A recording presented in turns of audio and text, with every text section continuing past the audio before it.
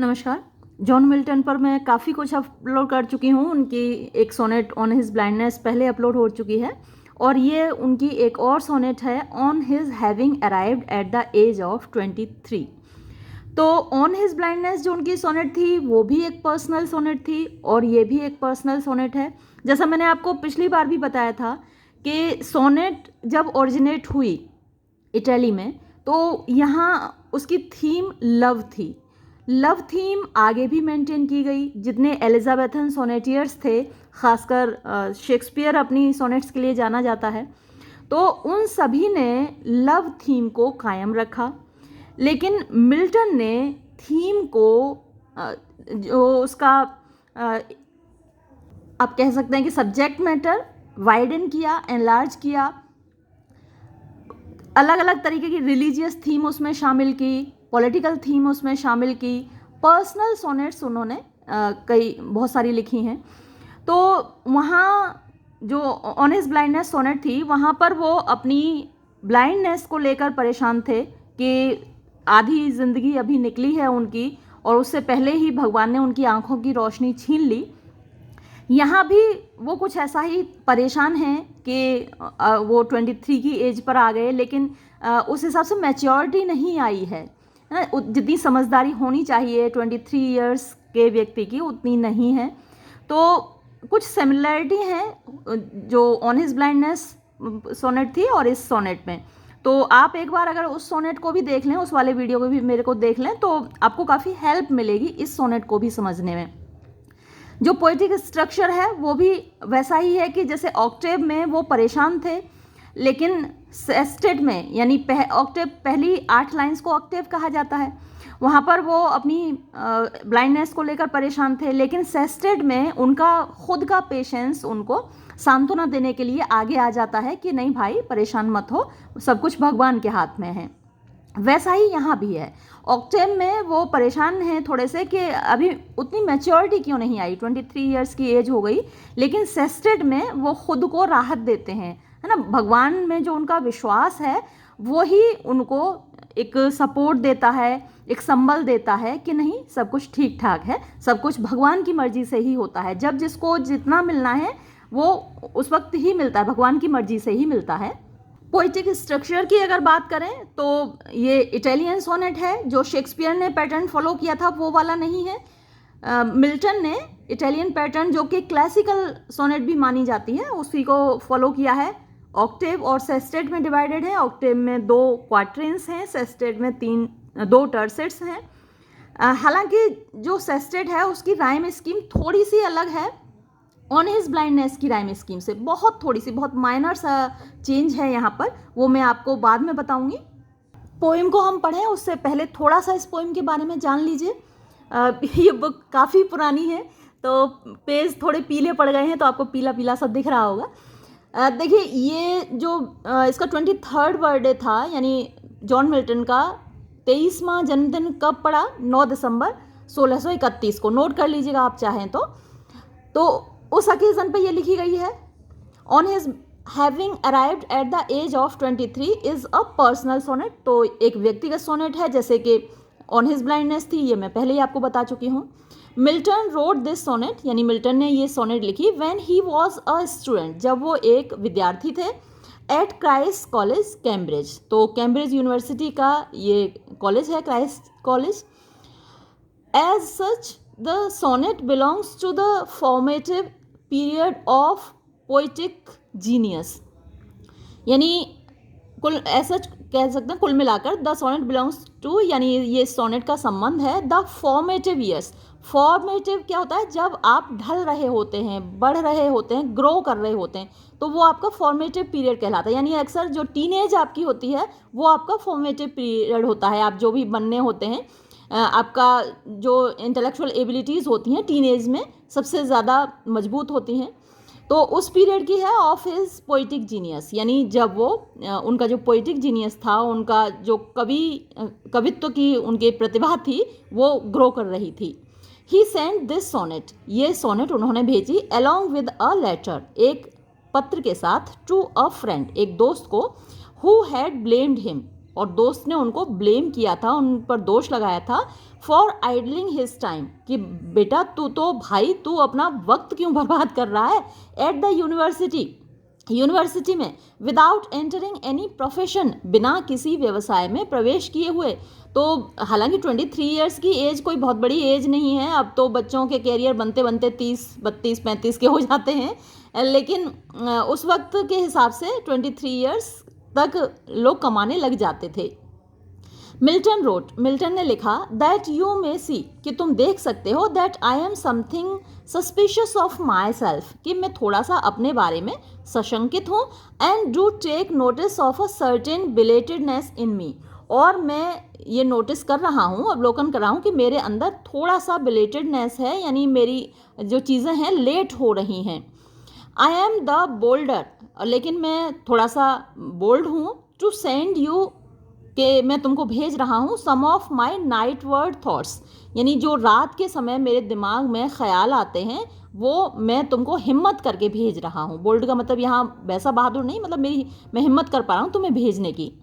Some little while एगो, यानी कुछ समय पहले मेरे, जैसे आप जब लेटे होते हैं तो सोते सोते रात को कई आइडियाज़ थॉट्स आते हैं ना आपके दिमाग में, तो वैसे ही। बिकॉज दे कम इन, क्योंकि ये जो ख्यालात हैं ये आए हैं नॉट ऑल टुगेदर अनफिटली, यानी पूरी तरीके से अनफिट तरीके से नहीं आए हैं, यानी अनुपयुक्त तरीके से नहीं आया, अनुचित तरीके से नहीं आए, मतलब सही वक्त पर आए हैं। Made up in a Petrarchan stanza, तो मेडअप यानी मैंने जो मेरे विचार दिमाग में आए थे मैंने उनको मेडअप माने तैयार किया है। पेट्रार्कन स्टेंजा यानी इटालियन सोनेट, तो ये पेट्रार्कन सोनेट कहलाती है।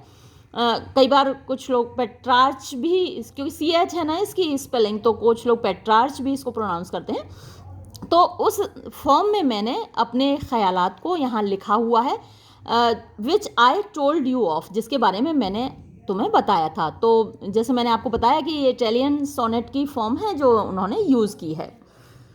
This sonnet reveals the aspirations of a budding poet, यानी ये सोनेट रिवील्स माने दिखाती है, द एस्पिरेशंस माने महत्वाकांक्षाएं, ऑफ अ बडिंग पोइट यानी एक उभरते हुए कवि की, हिज डिससेटिस्फैक्शन उसका असंतोष, विद द स्लो डेवलपमेंट यानी जो धीमी गति से विकास हो रहा था, ऑफ हिज पोइटिक जीनियस उसकी काव्य प्रतिभा का, एंड हिज रेजिग्नेशन और उसका समर्पण, to the will of God ईश्वर की इच्छा के सामने, एंड द हाई रिजॉल्व और उसका उच्च कोटि का निश्चय, दृढ़ निश्चय, टू डेडिकेट समर्पित करने का, हिज लाइफ अपने जीवन को, एंड वर्क और अपने काम को, टू गॉड ईश्वर को। तो उसने अपना काम हमेशा से खुद को, अपने काम को, सबको ईश्वर को समर्पित किया है। अगर आपने मेरे साथ ऑन हिज ब्लाइंडनेस पढ़ी है या फिर उसका पैराडाइज लॉस्ट बुक 1 पढ़ा है, मैंने करीब 500 लाइन्स अपलोड की हैं, तो वहाँ भी उसका जो टारगेट है, उसका जो एम है, उसका जो रिजोल्यूशन है पैराडाइज लॉस्ट लिखने का, वो शुरू में ही कह देता है, to justify the ways of God to man, यानी भगवान इंसान के साथ जो कुछ भी करता है उसको जस्टिफाई करना, उसको सही साबित करना मेरे लेखन का, मेरी कविताएं हैं उनका उद्देश्य है। तो यहाँ भी वो वही कर रहा है।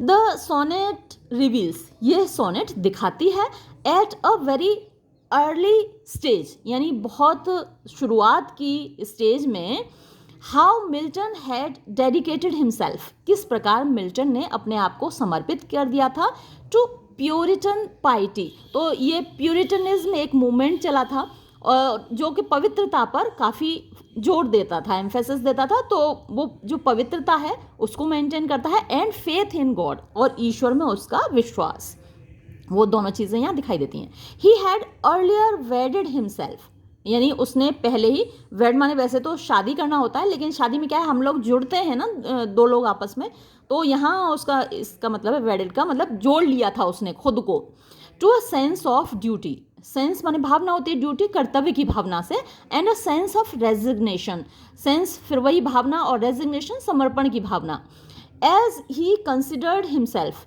क्योंकि वो एज का मतलब क्योंकि ही कंसिडर्ड वो मानता था, हिमसेल्फ अपने आप को, डायरेक्टली सीधे तौर पर, under the surveillance of God यानी ईश्वर के सर्विलांस के अंदर। तो सर्विलांस क्या होता है, जब आपका ऊपर नज़र रखी जा रही होती है, तो भगवान डायरेक्टली उसके ऊपर नज़र रखे हुए है, वो ये मान के चलता था और उसने भगवान के प्रति अपने को समर्पित कर दिया था। द नेचुरल ईगो, नेचुरल स्वाभाविक ईगो अहम होता है, आत्म होता है, एंड इम्पेशेंस और अधीरता ऑफ यूथ, युवावस्था की, एक्सप्रेसिंग इटसेल्फ, जो अपने आप को अभिव्यक्त कर रही है, in the first half of the sonnet, sonnet के पहले अर्ध भाग में, यानी कि ऑक्टेव में, जैसा मैंने अभी आपको बताया। बो डाउन माने झुक जाती है, to the more sober and mature, sober माने सीरियस होता है और मैच्योर थोड़ा परिपक्व होता है, यानी जब आप माइनर होते हैं या फिर आपके अंदर मैच्योरिटी नहीं होती है तो आप अपरिपक्व कहलाते हैं। जैसे टीनेज में बच्चे थोड़े से इमेच्योर होते हैं, तो यहाँ ऑक्टेव में तो वही दिखाई देती है, उसकी थोड़ी सी अपरिपक्वता, इमेच्योरिटी, लेकिन सेस्टेड आते आते वहाँ मैच्योरिटी और सोबराइटी दिखती है। Sober and mature thought that a destiny had already been chalked out for him, तो क्या दिखता है कि एक डेस्टिनी माने भाग्य, हैड ऑलरेडी बीन यानी पहले से ही, चॉक्ड आउट माने लिखा जा चुका है, फॉर हिम उसके लिए, तो हम सबका भाग्य पहले ही लिखा जा चुका है। अब आप सोचेंगे तो मैडम पढ़ाई क्यों करें, कि तो भाग्य में ये भी तो लिखा है कि जो मिलेगा वो आपको मेहनत करके मिलेगा, तो मेहनत करना ज़्यादा ज़रूरी है। ही हैड बीन डेस्टाइंड यानी उसके भाग्य में लिखा था, टू बी अ पोइट, कवि बनना, in the service of God यानी भगवान की सेवा करने के लिए, तो उसने अपनी जो कविताएं लिखी हैं वो भगवान की सेवा करने के लिए लिखी हैं। और अब देखिए इस सोनेट को, how soon hath time the subtle thief of youth stolen on his wing my 3 and 20th year, my hasting days fly on with full career, but my late spring no bud or blossom शूइथ। तो ये first stanza है Octave का, और ये क्या है, एक quatrain है, ये 4 लाइंस हुई, यूथ शूइथ, तो इसको हम ए नाम देंगे, और ईयर कैरियर, तो ए बी बी ए, ये राइम स्कीम हुई, याद रखिएगा, अभी मैं लिख भी दूंगी थोड़ी देर बाद आपके लिए। हाउ सून कितनी जल्दी, हैथ टाइम यानी जो समय है, द सटल माने सूक्ष्म, थीफ चोर, ऑफ यूथ युवावस्था का, तो उसको सटल थीफ बोला है क्योंकि वो इम्परसेप्टिबल रहता है, वक्त दिखता तो है नहीं, यूं गुजर जाता है ना। अभी हम छोटे थे, अभी हम बड़े हो गए, आपको भी लग रहा होगा कि कल तो हम खिलौनों से खेलते थे, लड़कियां सोचती होंगी गुड़िया गुड्डों से खेलती थी, है ना, बच्चे भी वो जो रिमोट वाली कार है वो चलाया करते थे, और अब अचानक से बड़े हो गए, तो ये सटल थीफ इसको बोला है, यानी दिखाई नहीं देता, सटल सूक्ष्म चीज़ें होती हैं जो इम्परसेप्टेबल होती हैं। तो ये जो थीफ है ऑफ यूथ युवावस्था का, है ना, तो जवानी तो यूं ही पलक झपकते गुजर जाती है, तो हाउ सुन कितनी जल्दी, जो समय है इम्परसेप्टिबल थीफ है यानी सूक्ष्म चोर है युवावस्था का, स्टोलन चुरा ले गया, ऑन हिज विंग यानी अपने परों पर, तो समय पंख लगा के उड़ता है। हालांकि समय को जो बोला गया है वेस्टर्न माइथोलॉजी में एक रीपर बोला गया है। रीपर क्या होता है, उसके हाथ में एक शकल है, अगर आपको याद हो, मैंने एक शेक्सपियर की सोनेट पढ़ाई थी आपको, let me not to the marriage of true minds admit impediments, तो वहाँ पर भी विलियम शेक्सपियर कहता है कि जो समय है वो सारी चीज़ें उसके शकल माने हंसिया होता है, तो समय को एक ओल्ड मैन बूढ़ा आदमी कहा गया है जिसके हंसिए की पेरीफेरी के अंदर सारी चीज़ें आ जाती हैं, और सारी चीज़ें आती हैं और उसके पेरीफेरी में आती हैं वो काटता चला जाता है। तो लेकिन वो वहाँ पे कहता है कि ट्रू लव उसकी पेरीफेरी में नहीं आता, संसार की सारी चीज़ों को तो काट देता है, जो ये बूढ़ा आदमी है समय नाम का, एक हंसिया लेकर अपने हाथ में चल रहा है, लेकिन सच्चे प्रेम को नहीं काट पाता, ये उसने कहा था। और यहाँ पर मिल्टन ने उसको क्या कहा है, एक चोर कहा है समय को, जो कि चुरा ले गया, ऑन हिज विंग अपने पंखों पर, माई 3 and 20th ईयर यानी मेरी 23वें साल को, माई हेस्टिंग डेज मेरे, हेस्टिंग माने जल्दी से उड़ने वाले दिन, फ्लाई उड़ रहे हैं, ऑन विद फुल कैरियर यानी मेरे दिन भी बड़े जल्दबाज हैं, वो भी उड़ते जा रहे हैं, विद फुल कैरियर का मतलब आप स्पीड कह सकते हैं, यानी फुल स्पीड में गाड़ी चल रही है। एक तो गाड़ी धीरे धीरे चलाते हैं आप, लेकिन जब युवा लोग चला रहे होते हैं तो वो थोड़ी सी ज़्यादा स्पीड में चलाते हैं, हम थोड़े बुज़ुर्ग लोग हैं तो धीरे चलाते हैं, है ना। हम लोग चलाएंगे 40, 50, 60 की स्पीड पर, हद 80 तक चला लेते हैं जब खाली सड़क मिलती है तो। लेकिन जो युवा लोग होते हैं 100, 125, 150, कई एक्सीडेंट्स अभी हाल ही में हुए थे, एक अभी थार का एक्सीडेंट हुआ था, तो वो इसलिए अक्सर हो जाते हैं कि बहुत तेज़ चलाते हैं। तो यहाँ भी ये जो समय है और युवावस्था को चुरा के ले जा रहा है, और युवावस्था के दिन तो वैसे भी फास्ट होते हैं, तो वो विद फुल कैरियर पूरी स्पीड में उड़े चले जा रहे हैं। बट लेकिन माई लेट स्प्रिंग, मेरा लेट माने जो बाद में आता है, स्प्रिंग बसंत ऋतु होती है, नो बर्ड और ब्लॉसम श्यूइथ, बर्ड कलियाँ होती हैं और ब्लॉसम फूल होते हैं, और श्यू का मतलब शो, है ना, SHOW, श्यूइथ मतलब शोइथ, शोज, अगर आप मॉडर्न इंग्लिश में इसको बोलेंगे तो क्या बोलेंगे, शोज। लेकिन जो स्प्रिंग है यानी जो बसंत ऋतु है, अब यहाँ बसंत ऋतु किसको कहा गया है, मैच्योरिटी को।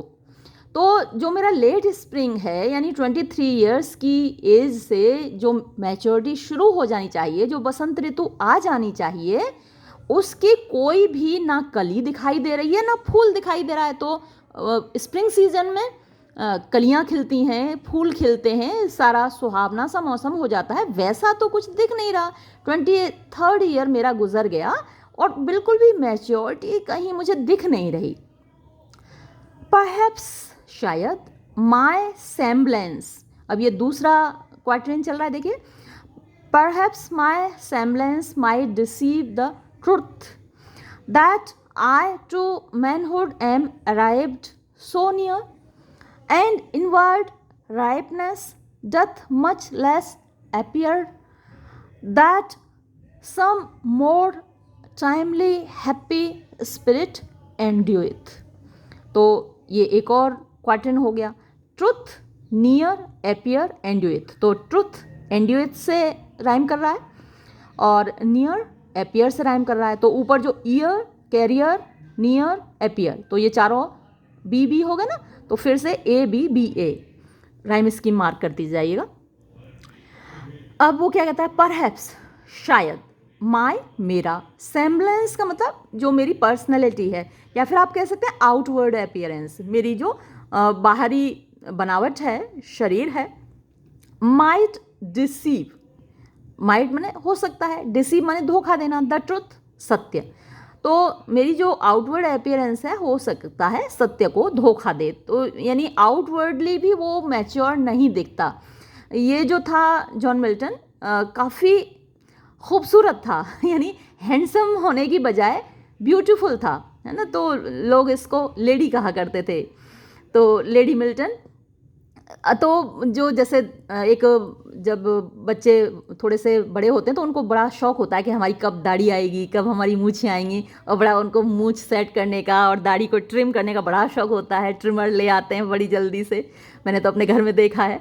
तो अब इसकी थोड़ी सी दाढ़ी मूछ लेट आई थी तो वो दिखता भी नहीं था वैसा, तो इसीलिए तो कह रहा है माई सेम्बलेंस, यानी जो मेरी आउटवर्ड अपीयरेंस है, माई डिसीव द ट्रुथ।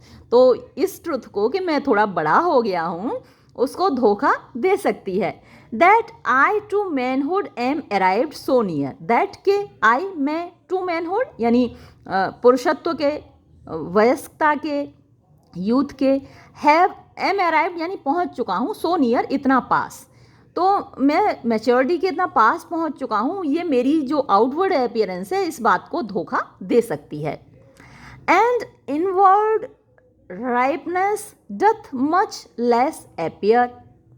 अब भाई चलो बाहर की तो ठीक है, मान लिया मैंने, लेकिन जो इनवर्ड है यानी जो इंटेलेक्चुअल राइपनेस है, इनवर्ड माने अंदर की, यानी कि इंटेलेक्चुअल राइपनेस, परिपक्वता, वही maturity. Doth much less appear, less माने कम होती है और मच लेस बहुत कम होती है, एपियर दिखाई देती है। तो बाहर से तो मैं इमेच्योर दिखता ही दिखता हूँ, अंदर से भी अपने आप को इमेच्योर फील कर रहा हूँ, यानी मैं इतना इंटेलिजेंट नहीं हुआ। जितनी नॉलेज मुझे हासिल होनी चाहिए थी इस एज तक आते आते, वो भी हासिल नहीं हुई है। मेरे अंदर प्रतिभाएं उतनी मेरी डेवलप नहीं की हैं। ऐसा लगता है ना हमको, यार हमने बड़ा कम पढ़ा है, इतनी एज हो गई हमारी, अभी तो हमने ये भी नहीं पढ़ा, वो भी नहीं पढ़ा। तो वैसा ही उसको लग रहा है। दैट जितना के, सम कुछ, मोर ज़्यादा, टाइमली हैप्पी यानी समय के मामले में खुश नसीब लोग होते हैं। टाइमली हैप्पी स्पिरिट्स, आत्माएं, स्पिरिट्स मतलब यहाँ पे व्यक्ति, पीपल। एंड्यूथ माने हासिल कर लेते हैं। तो मेरी इस एज तक आते आते कुछ जो खुश नसीब लोग हैं, वक्त जिन पर मेहरबान होता है, वो जो मैच्योरिटी हासिल कर लेते हैं यानी इनवर्ड राइपनेस हासिल कर लेते हैं, वो भी मुझे नहीं मिली।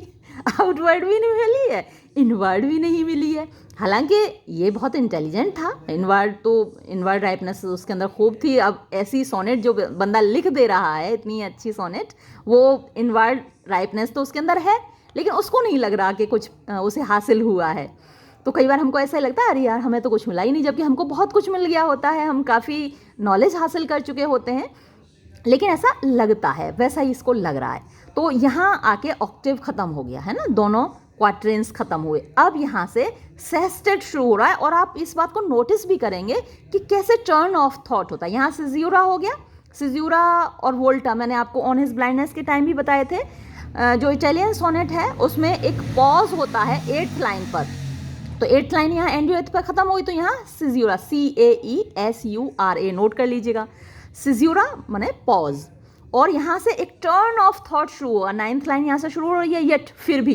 तो फिर भी जब हम कहते हैं ना, तुमने ये किया, तुमने हमारे साथ वो किया, तुमने हमारे साथ बड़ा गलत किया, फिर भी, है ना, तो ये टर्न ऑफ थॉट कहलाता है। फिर भी हम तुमको माफ़ करते हैं, चलो फिर भी हम तुम्हारे साथ हैं, ऐसा हम कहते हैं ना, तो टर्न ऑफ थॉट कहलाता है ये। तो उसके लिए जो टर्म है वो है वोल्टा, VOLTA। अब वोल्टा यहाँ से आप देखेंगे, येट फिर भी, बी इट लेस और मोर, soon or slow, it shall be still in strictest measure even to that same lot, however mean or high। तो ये 3 लाइन्स हुई, और इसको हम क्या बोलेंगे, टर्सेट और फर्स्ट टर्सेट। आगे 3 लाइन और है, तो इसको हम बोलेंगे फर्स्ट टर्सेट। अब यहाँ पर स्लो, इवन और हाई, तो स्लो को हम बोलेंगे C, इवन को बोलेंगे D, और हाई को बोलेंगे E, CDE। ये राइम इसकी हुई इसकी, ठीक है। तो येट फिर भी, बी इट ये हो, यानी जो मुझे मिल रहा है मैच्योरिटी, चाहे आउटवर्ड मैच्योरिटी, इनवर्ड मैच्योरिटी, वो चाहे लेस और मोर, कम हो या ज़्यादा हो, सून और स्लो, सून माने जल्दी मिल जाए, और स्लो या फिर धीरे धीरे मिले, देर से मिले, जितनी भी मिले, जब भी मिले, जैसी भी मिले। इट्स शैल बी, इट ये यानी जो मुझे हासिल होगा वो, शैल बी होगा स्टिल, अब फिर भी, इन स्ट्रिक्टेस्ट मेजर, स्ट्रिक्ट माने कठोर होता है, मेजर माप, इवन माने इक्वल बराबर, तो वो बराबर मात्रा में होगा, कठोरतम बराबर मात्रा में होगा किसके, टू दैट सेम लॉट यानी उसी भाग्य के, हाउएवर मीन और हाई, हाउएवर चाहे कितना भी, मीन माने तुच्छ होता है, ट्रिवियल होता है, हाई उच्च कोटि का होता है, ग्रेट होता है। टुवर्ड विच जिसकी ओर, ये सेकंड टर्सेट शुरू हो गया, टुवर्ड विच जिसकी ओर, टाइम लीड्स मी, टाइम समय, लीड्स मी मुझको ले जाता है, and the will of haven, will माने इच्छा, ऑफ हेवन स्वर्ग की यानी ईश्वर की इच्छा। ऑल इज सब कुछ है, if I have grace to use it so, if अगर, आई हैव ग्रेस मेरे अंदर संजीदगी हो, टू यूज प्रयोग करने की, इट इसको, सो इस प्रकार से, यानी जो भी मुझे मिलेगा, जो भी इंटेलेक्चुअली मुझे मिलेगा, ये जो भी मैच्योरिटी मुझे मिलेगी, भगवान जितनी अक्ल, जितनी बुद्धि है ना, जितनी प्रतिभा मुझे देगा, जो जीनियस मुझे देगा, वो सब में काहे के लिए यूज़ करूँगा, उतनी ही मात्रा में जितना भगवान मुझे देगा ना, मैं इक्वली उतना ही यूज़ करूँगा और भगवान की सेवा के लिए यूज़ करूँगा। As ever in my great task master's eye, as ever जैसा कि मैंने हमेशा किया है और जैसा कि मैं हमेशा रहा हूँ, इन माई मेरे ग्रेट महान टास्क मास्टर। तो टास्क मास्टर भगवान है, टास्क माने काम होते हैं और मास्टर मालिक होता है।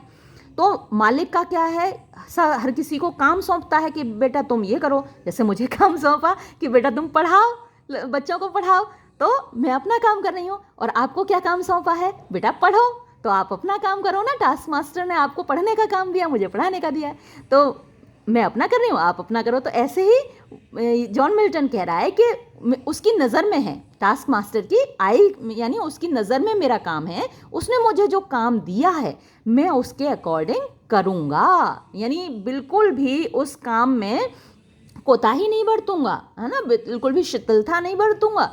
जो काम मुझे दिया गया है मैं उसको पूरी सिंसियरिटी के साथ, पूरी ऑनेस्टी के साथ, पूरी निष्ठा के साथ उस काम को करूँगा। तो ये एक तरीके से उसका जिस्ट कहा जा सकता है, सार कहा जा सकता है उसके सारे वर्क का। और आपके लिए भी जो एक लेसन है ना, एक सबक है कि आप जहाँ भी हैं, जिस स्थान पर भी हैं, आपको जो भी टास्क मिला हुआ है उसको आप पूरी ईमानदारी से, पूरी निष्ठा से करें, तो यही ईश्वर की सेवा है, यही ईश्वर की पूजा है। भगवान आपसे ये तो नहीं कहते ना कि आप 2-2, 3-3 घंटे जाके घंटी बजाइए, सिर्फ उनको उनका नाम रटिए, है ना, व्रत बहुत सारे करिए, नहीं किया जा रहा है तो भी मरिए, भूखा मरिए, ऐसा भगवान नहीं कहते हैं ना। आपको जो काम दिया गया है वो पूरी ईमानदारी से, पूरी निष्ठा के साथ करिए, वो भगवान की सबसे बड़ी पूजा है। ठीक है, तो ये था हमारी सोनेट। इसमें मैंने आपको बता दिया कि ये ऑक्टेव और सेस्टेट में बटी हुई है। ऑक्टेव 2 क्वार्टरेंस में और सेस्टेट 2 टर्सेट्स में बटा हुआ है। और यहाँ सिज्यूरा है और यहाँ वोल्टा है, यानी एंडुएथ जो 8th लाइन पे सिज्यूरा है और 9th लाइन से वोल्टा है। मैं एक बार मार्क कर दूँ कहो तो, है ना, जो राइम स्कीम है उसको मैं मार्क कर दे रही हूँ। ये मैंने देखिए राइम स्कीम मार्क कर दी। और मैंने आपको बताया था ना, ऑन हिज ब्लाइंडनेस से थोड़ी सी अलग है। ABBA है ना, यूथ, स्यूथ, ईयर, कैरियर, ABBA, और फिर से यही रिपीट हुई ABBA। और जो फर्स्ट टर्सेट है वो CDE है ना, स्लो, इवन और हाई। फिर जो सेकंड टर्सेट है वो DCE है ना, हेवन इवन से राइम कर रहा है, सो स्लो से राइम कर रहा है, और आई ये हाई से राइम कर रहा है। जबकि ऑन हिज ब्लाइंडनेस में जो राइम स्कीम थी वो CDE थी, है ना, यहाँ पर थोड़ी सी डिफरेंट है। ये देखिए ऑन हिज ब्लाइंडनेस मैंने पहले अपलोड की थी, तो मैंने इसलिए आपके सामने खोल दी। कभी क्वेश्चन जब आता है ना, क्रिटिकल अप्रिशिएशन लिखने के लिए आता है ना, तो अगर ऑन हिज ब्लाइंडनेस का आता है तब आप उसका रेफरेंस दे सकते हैं जो आपने अभी दूसरी पढ़ी 23rd बर्थडे की। और 23rd बर्थडे की अगर सोनेट के लिए आता है, क्वेश्चन आता है क्रिटिकल अप्रिशिएशन लिखने को, तो आप इसका रेफरेंस दे सकते हैं कि ये कितनी डिफरेंट हैं दोनों आपस में। तो यहाँ ABBA वो तो सेम था, लेकिन CDE तो need, speed, best, rest, state और वेट। यहाँ एक चीज़ और अलग थी, देखिए कि ये था आई फॉन्डली आस्क, है ना, तो यहाँ पर वो बात ख़त्म हो गई थी। जो ऑक्टेव में बात यहाँ से शुरू हुई थी, व्हेन आई कंसिडर से लेके बात शुरू हुई थी, वो आई फॉन्डली आस्क पे आके ख़त्म हो गई थी, जो कि यहाँ ख़त्म होनी चाहिए थी। जहाँ प्रिवेंट जो 8th लाइन ख़त्म हो रही है, तो यहाँ पर वो बात ख़त्म होनी चाहिए थी, लेकिन वो बात यहाँ ख़त्म हो गई। लेकिन पेशेंस टू प्रिवेंट, यानी जो धैर्य आता है रोकने के लिए उस मर्वर को, सून रिप्लाइज, तो यहाँ से थोड़ी सी दूसरी बात शुरू हो गई। तो आप यहाँ ये भी कह सकते हैं कि जो सिज्यूरा और वोल्टा है वो 8th लाइन में ही आ गए थे दोनों, है ना, आप ये भी कह सकते हैं। चलिए, डिस्कशन तो अनलिमिटेड हो सकता है ना, इन सोनेट्स पर।